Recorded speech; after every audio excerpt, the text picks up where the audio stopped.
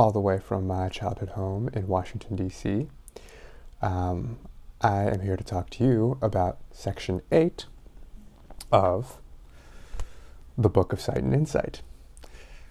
Section 8 is called "The Author Joyfully Requests Your Presence," and it summarizes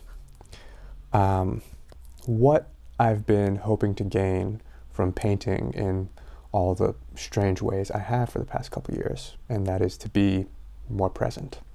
In this section, I include a quote from Shunryu Suzuki, where he describes a roshi.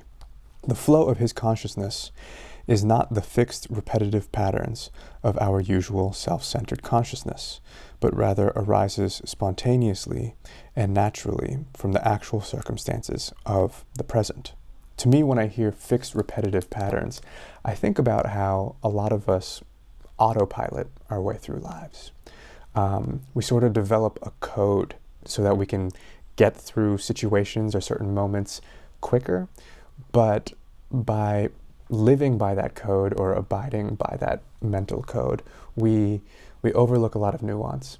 And when things don't fit neatly into that code, we have a tendency to judge them. And I think this can actually be a hurtful way to go through life. I'll break it down in another example. I have a mentor.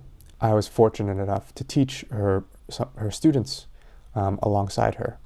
And what she would often tell her students is, when painting, don't name the color. Don't look at something and say, that's red, that's blue, that's purple. There's so much nuance in color, and you can't trap them into these boxes or categories. She says instead that you should look at the color and see how it relates to the colors around it. Maybe this one is a little more red than the one next to it, or a little more blue than the one below it. Instead of trying to put colors into these neat boxes of what we think a color should be, we should just get our minds to shut up and get out of the way and allow that color to show us everything, all of the colors that are contained within it, and everything it shares with the colors around it that make up our experience of whatever we're looking at.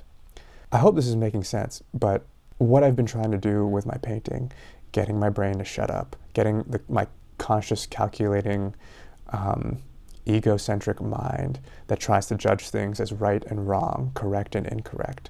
I've been trying to get all those voices to shut up and get out of the way, so that I can very clearly experience the world around me for what it is, for what it's presenting me. I think this is really important because I believe there's a parallel between this sort of exercise I'm putting myself through and dismantling prejudice.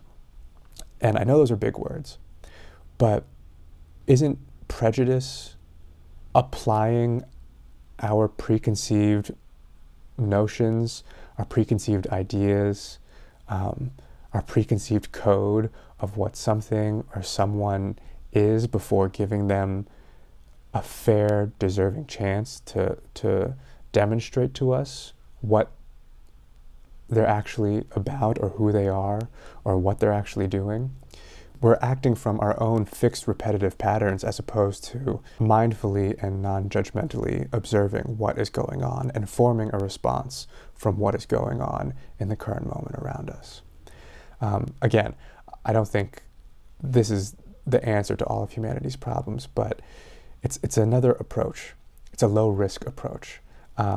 In a way, I'm advocating for more arts education because I do think it could teach non-judgment and dismantle prejudice. Really, the work that I do with Sight and Insight is all about trying to figure out how having a regular creative practice could help us be more mindful and non-judgmental and aware and accepting, especially as we try to figure out our new normal in this post-pandemic era that we're entering. Thanks for watching. If you haven't already, you could pick up your copy of the Book of Sight and Insight only at sightandin.site.